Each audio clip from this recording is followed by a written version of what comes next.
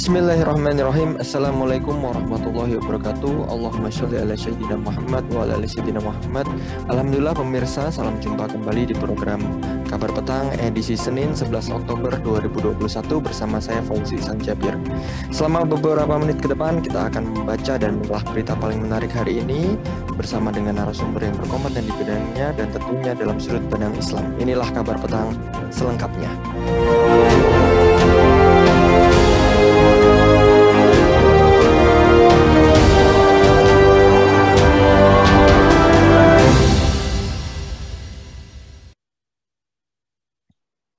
Badan Penanggulangan Pekerja Migran Indonesia BP2MI menyampaikan ada sekitar 4,7 juta pekerja migran Indonesia PMI yang menjadi korban penempatan ilegal oleh sindikat. Untuk memberantas mafia penempatan ilegal, BP2MI telah membentuk Satgas Pencegahan dan Pemberantasan Sindikat Penempatan Ilegal Pekerja Migran Indonesia. Kepala BP2MI Beni Ramdhani di sela Rekornas BP2MI Satgas Pencegahan dan Pemberantasan Sindikat Penempatan Ilegal Pekerja Migran Indonesia di Hotel Intercontinental Bandung, Jawa Barat, Rabu 6 Oktober 2021 mengatakan ada 4,3 juta PMI yang tercatat secara resmi. Tapi ada 4,7 juta pekerja migran kita yang tidak tercatat secara resmi. Sebanyak 90% dari 4,7 juta itu dipastikan mereka yang menjadi korban penempatan ilegal. Beni menambahkan pihaknya menginginkan Satgas yang dibentuk langsung oleh Presiden RI dalam melakukan tugas pencegahan dan pemberantasan sindikat ilegal penempatan PMI. Pasalnya kewenangan Satgas internal BP2MI sangat terbatas. Koordinasi dengan instansi terkait lainnya hanya sebatas koordinasi. Apakah pemerintah serius melaksanakan fungsi pelayanan dan pelindungan bagi warga para WNI di luar negeri? Mengapa di masa peradaban modern ini masih berlangsung praktek keji perbudakan modern dalam bentuk eksploitasi buruh? Bagaimana peta jalan mengakhiri praktek sindikat pekerja migran?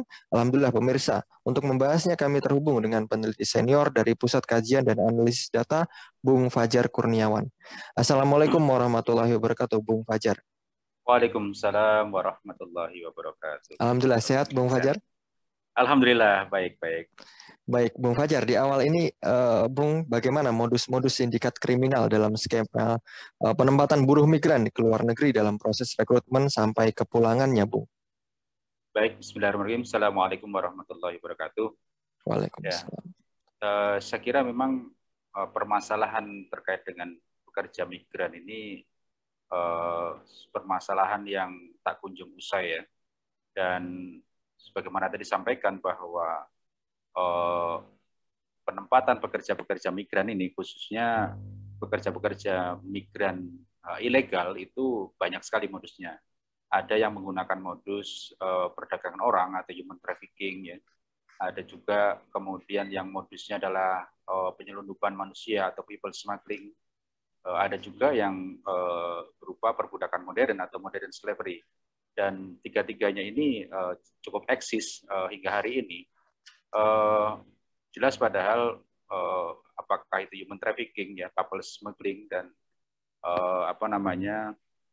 modern slavery itu adalah suatu kejahatan yang extraordinary crime, ya, kejahatan yang luar biasa yang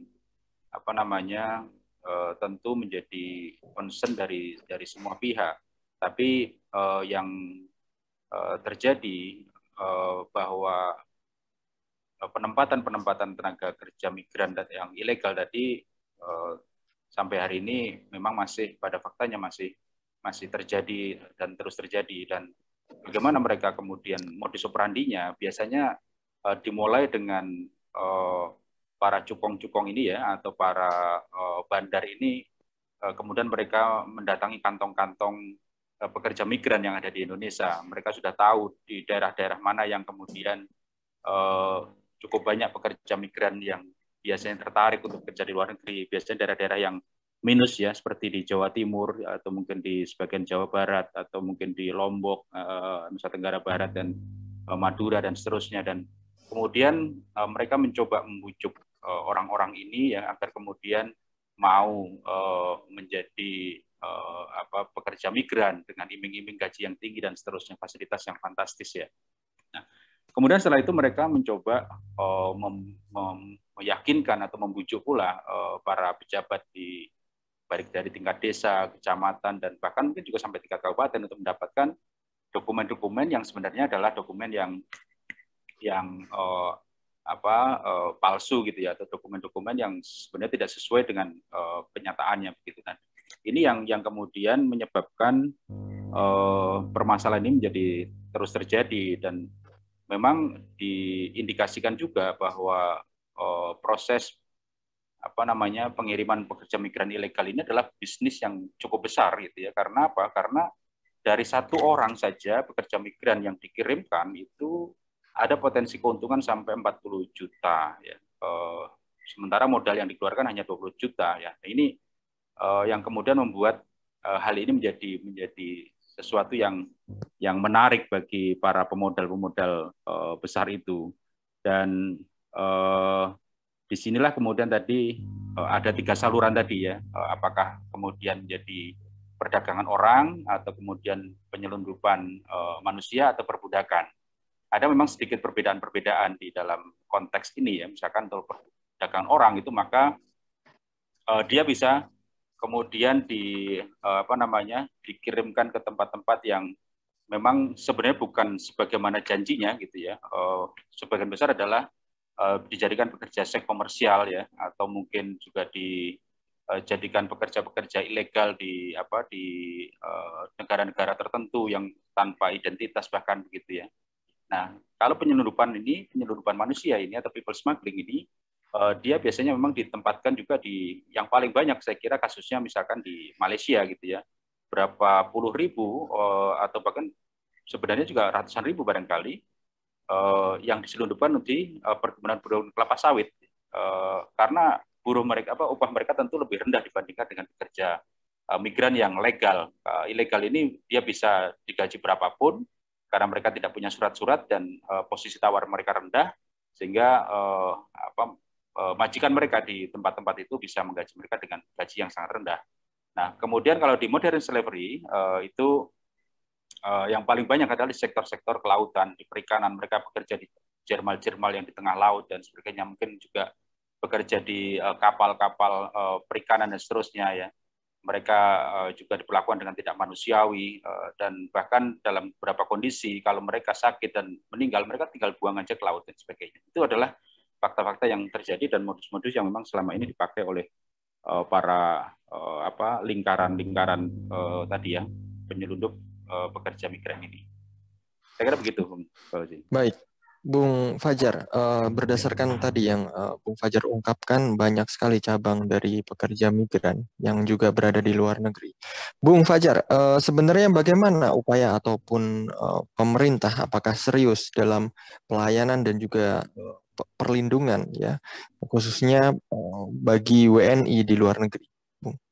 Ya, sejauh ini memang kalau secara legal formal pemerintah sudah punya Undang-Undang Nomor 18 Tahun 2017 yaitu tentang perlindungan tenaga pekerja migran Indonesia ya, yang itu memang baru 4 tahun yang lalu itu diundangkan dan sebagai konsekuensi dari adanya undang-undang itu kemudian dibentuklah namanya BP2MI, Badan Perlindungan Pekerja Migran Indonesia, yang memang fungsi utamanya adalah memberikan pelayanan dan perlindungan bagi para WNI yang kemudian menjadi pekerja migran Indonesia atau disingkat PMI kan begitu ya. Nah, masalahnya adalah ternyata masalah ini menjadi sangat kompleks itu, tidak sesederhana yang dibayangkan. Karena tadi ada lingkaran-lingkaran setan yang mengelilinginya begitu ya. Artinya apa? Ada banyak sekali hal-hal yang mungkin tidak mudah untuk dikontrol ya. Ada invisible hand, khususnya adalah para pemodal tadi, yang kemudian memang selalu mendapatkan rente ekonomi dari adanya pekerja migran yang ilegal ini. Nah, itu yang kemudian memang membutuhkan komitmen yang luar biasa, dan saya kira memang itu tidak hanya tingkat lokal, tapi adalah sebuah kejahatan lintas negara, begitu ya. Nah, tidak mungkin kalau kemudian itu hanya kejahatan lokal, bisa seperti itu, tapi ini adalah lagi-lagi adalah kejahatan lintas negara atau international crime gitu ya. Mereka punya jalur-jalurnya mereka tahu persis siapa pemodalnya, kemudian bagaimana disalurkan, di sana ada siapa yang mereka bisa hubungi, ya, sampai kemudian pada proses penyalurannya tentu adalah penyaluran ke ke tempat-tempat yang ilegal tadi, ke sektor-sektor yang ilegal, sektor-sektor yang ya selama ini dikenal sebagai sektor yang banyak mempekerjakan tenaga paksa atau forced labors, ya, atau bahkan child labors dan seterusnya. Nah, saya kira itu yang memang menjadi tantangan bagi BP2MI tadi untuk bagaimana kemudian memastikan agar mereka bisa menyentuh itu. Saya kira itu memang perlu kolaborasi dari seluruh aktor, ya, baik itu lembaga maupun kementerian di pusat, ya, sampai kemudian juga mungkin di level hulunya itu adalah meyakinkan para masyarakat atau mungkin juga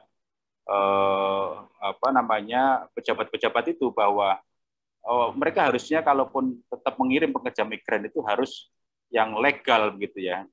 Jangan tergiur dengan yang tadi yang gaji tinggi tapi sebenarnya itu adalah ilegal. Nah, ini yang memang jadi ada sektor di hulunya, yaitu adalah di tadi calon pekerja migran itu sendiri, yang itu juga melibatkan tadi sejumlah aktor-aktor di daerah sampai di tingkat pusat di Indonesia.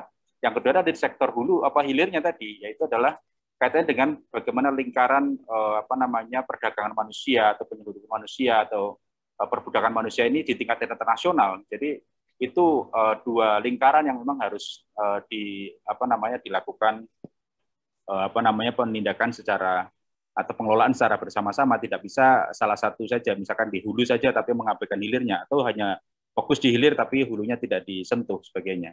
Saya kira itu tantangannya, Bung Isan. Baik, Bung Fajar, terima kasih. Bung, Ya. hal yang menggelisahkan masyarakat internasional dan menyadarkan kita bahwa di masa peradaban modern ini masih berlangsung, ya, praktek keji perbudakan modern dalam bentuk eksploitasi buruh anak, buruh migran, dan juga perempuan, eksploitasi seksual anak, dan masih berlangsungnya rantai pasok eksploitatif dalam produksi komoditi seperti pangan, kosmetik, pakaian, jasa hiburan, sektor rumah tangga, dan komoditi konsumsi lainnya, Bung. Bagaimana tanggapan Anda melihat situasi seperti ini, Bung? Ya, jadi lagi-lagi bahwa inilah fakta yang kita hadapi, ya. Bagaimana kemudian di dalam sistem kapitalis liberal, ekonomi kapitalistik ini, yang liberal ini, maka sepanjang ada nilai manfaat atau sepanjang ada profit yang mereka bisa dapatkan, apakah itu bisnis itu adalah bisnis yang halal atau haram, itu tidak menjadi masalah, ya. Jadi mereka menutup hal itu. Nah, ini yang saya kira menjadi persoalan utama sebenarnya, ya. Sehingga kalau tadi di Indonesia disebutkan bahwa kita ini menurut data dari World Bank tahun 2019 itu seluruh tenaga atau pekerja migran di Indonesia itu totalnya 9 juta orang. Ini adalah yang legal maupun ilegal. Kalau menurut sistem kita yang legal itu hanya 3,7 juta orang. Berarti ada sekitar 5,3 juta yang ilegal, kan begitu, ya. Nah, ini kenapa sedemikian luar biasa yang ilegal itu dibandingkan yang legal? Karena yang ilegal ini pertama mungkin dia tidak rumit prosedurnya, seolah-olah gitu, ya. Atau memang sengaja diciptakan seperti itu. Kemudian orang itu terbujuk mau ikut prosedur itu, padahal kemudian yang terjadi adalah tadi mereka diselundupkan, mereka diperdagangkan, dan mereka menjadi dijadikan budak dan seterusnya. Nah, ini yang memang tadi saya katakan penyelesaiannya harus dari hulu. Tidak bisa kita semata-mata hanya melihat dampaknya, tapi tadi, ya, bagaimana kemudian menciptakan suasana atau sistem, ya, ekonomi yang memang kemudian bisa membuat orang itu tidak semata-mata tadi, ya, berpikirnya adalah mereka bisa mencukupi kebutuhannya, tapi dengan cara-cara yang mungkin tidak dibenarkan, ya. Ini khususnya bagi para bagi para pemodal, para kipong, para kapitalis pemodal besar tadi itu yang memang selama ini ada di balik penyelundupan atau praktek-praktek pengiriman pekerja migran ilegal tadi itu. Nah, sementara tadi di satu sisi di eh, para calon pekerja migran harus juga disadarkan bagaimana kemudian konsekuensi-konsekuensi dari mereka menjadi pekerja migran. Tapi lagi-lagi memang ini bukan suatu hal yang sederhana karena memang untuk diketahui saja bahwa dari sektor pekerja migran ini Indonesia itu menerima devisa cukup fantastis ya, 157,6 triliun setiap tahun. Ini adalah devisa terbesar kedua setelah sektor migas. Coba Anda bayangkan Mas Iksan. Jadi ini adalah bukan kaleng-kaleng ini sektor yang sangat menjanjikan bagi negara kalau dalam konteks menerima negara ya, karena ini adalah sektor kedua penyumbang terbesar devisa negara setelah sektor migas. Dan ya saya yakin ada kegamangan dari pemerintah ya, apakah ini akan terus dilanjutkan atau tidak gitu. Kalau ini kemudian pemerintah menyetop kebijakan pengiriman tenaga migran ini, pekerja migran ini, maka akan ada potensi loss ya, pendapatan sebesar setidaknya 159,6 triliun rupiah setiap tahunnya. Dan tapi kalaupun tetap dilanjutkan, maka ada sejumlah konsekuensi yang tadi harus dihadapi oleh pemerintah. Adalah tadi bagaimana kemudian menyetop setidaknya adalah para pekerja-pekerja migran yang ilegal tadi ya, sehingga negara bisa kemudian memberikan perlindungan yang lebih lebih maksimal bagi para pekerja-pekerja migran yang ada yang dikirim ke luar negeri. Dan sebagai gambaran kasus saja bahwa sejak bulan Januari 2020 sampai pertengahan Maret 2021 itu ada 169.000 pekerja migran yang dipulangkan. Kemudian 760 jenazah yang dipulangkan. Ini kan angka yang luar biasa. Coba Anda bayangkan. Ratusan pekerja migran menjadi korban ya, karena tindak kekerasan tadi itu. Ada yang disiksa majikannya, ada yang kemudian mengalami kekerasan dan seterusnya ya. Dan 80% dari yang tadi meninggal itu adalah yang diberangkatkan secara ilegal. Dan kemudian ada 640 orang yang dipulang dalam kondisi yang sakit. Dan ini yang saya kira memang suatu hal yang sangat menyedihkan buat kita semuanya ya. Tapi itulah yang terjadi saat ini. Ya. Baik, Bung Fajar. Bung Fajar, bagaimana peta jalan mengakhiri praktek sindikat pekerja migran saat ini, Bung? Ya, saya kira untuk mengakhirinya memang harus ada campur tangan negara yang lebih serius ya. Dalam artian pertama, kalau menurut saya adalah diselesaikan dari hulunya.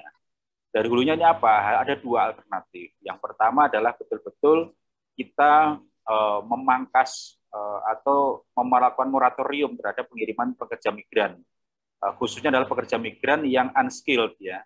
Ini sebagai penata laksana rumah tangga atau mungkin orang-orang yang bekerja di buruh, di perkebunan dan seterusnya, itu adalah tenaga-tenaga unskilled ya. Saya kira itu mungkin pilihan yang terbaik bagi negara kita adalah menghentikan pengiriman itu, karena biasanya mereka yang menjadi korban itu adalah pekerja-pekerja migran di sektor-sektor informal tadi itu, sektor-sektor yang tidak memerlukan skill yang tinggi.